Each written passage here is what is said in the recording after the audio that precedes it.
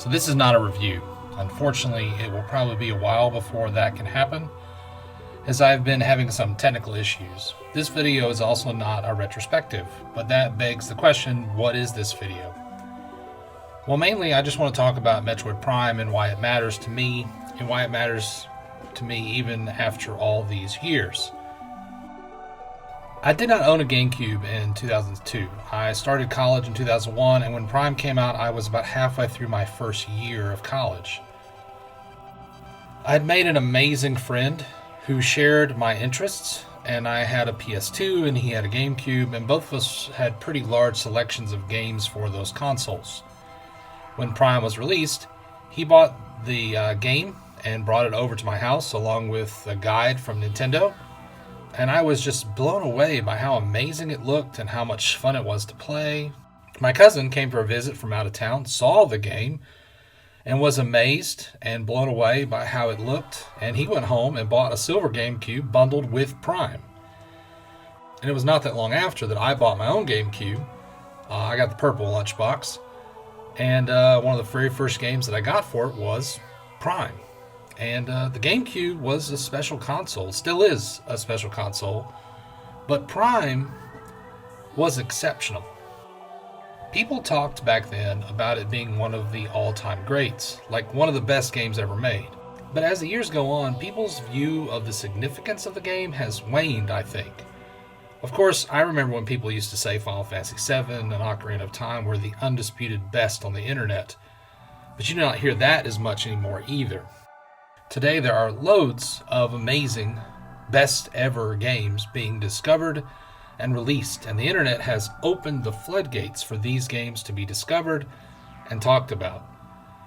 So what does it even mean to be one of the greats in a modern context?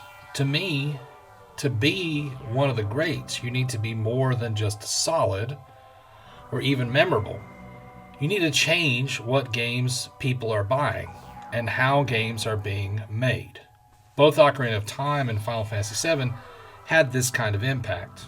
Final Fantasy VII introduced the world, specifically the West, to the JRPG in a massive way, more than any game from its genre before. Ocarina of Time defined the adventure game going forward in 3D space and cast a shadow over its sequels that still looms in some very real ways today. These games made Link and Cloud household names.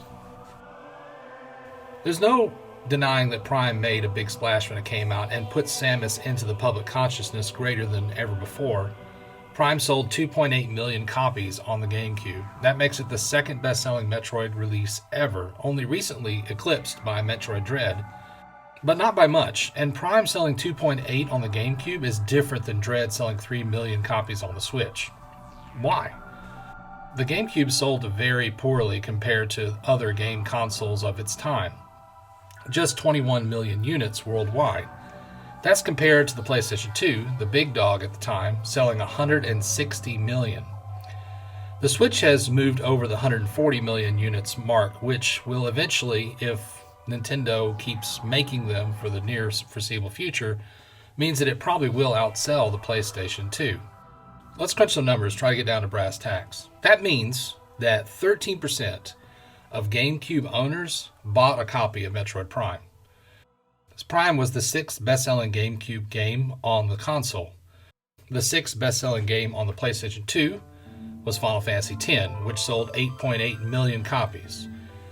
That means only 6% of PS2 owners bought Final Fantasy X.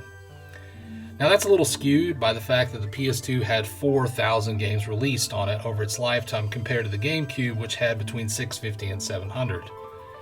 But suddenly, Dread's numbers are put into real perspective. Based on these numbers, only 2% of Switch owners also bought Metroid Dread. In comparative sales, Metroid Dread barely cracked the top 50 games on the Switch so far. More people have bought Among Us on the Switch than Dread. Now, I'm not dogging Dread. Of the two, I prefer it to Prime. All I'm trying to do is point out that as far as impact on player base, Prime was a killer app for the GameCube. And there were lots of people who bought the GameCube, like my cousin, just to play Prime. But sales figures aside, as impressive as Prime's performance is, there are many games that had great sales by iterating on the success of other titles, but not having an impact really all of their own. So what did Prime do that was so special? Well, a lot of things, but let's start with the map. Mirroring the design of Super Metroid but in 3D, Prime has a large interconnected world filled with environmental interactions and storytelling. So, you might say, a lot of games have that. Yes, they do. But how many of them are first-person games? There are more of them today than there used to be, but in 2002, there were very few examples, and the games that did exist were not on console. Console first-person games generally fell into three categories before 2002: Halo, Doom, Call of Duty.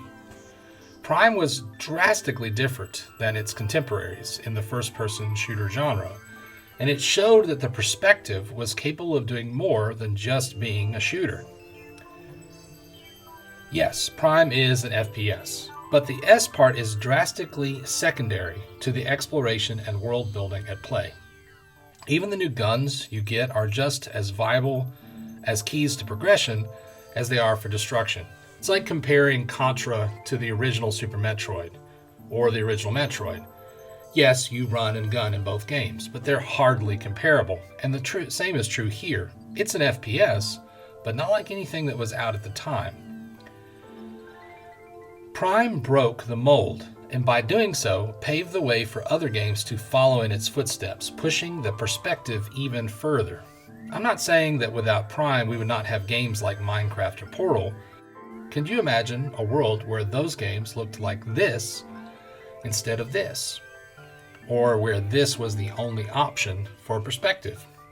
Prime helped pave the way for that shift, not just in our games, but in the industry.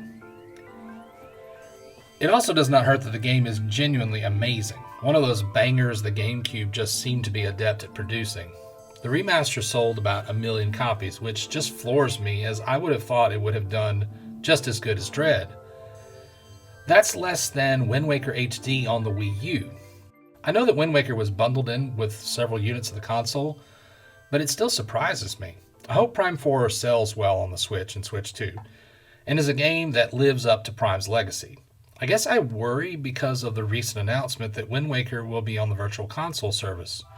It makes me think Nintendo does not have faith that the HD remake will sell. But who knows what Nintendo is thinking, because Skyward Sword HD sold more units on the Switch than on the Wii, its original release.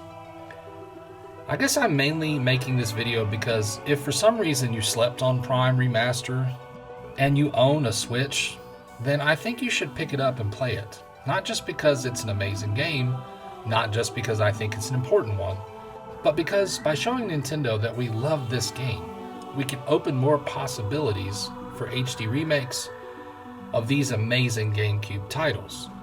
So we can see games like Echoes, Wind Waker, Twilight Princess, Luigi's Mansion, and Sunshine get remakes and remasters and sequels. Prime is an important game, and Nintendo was watching how we responded to its drop.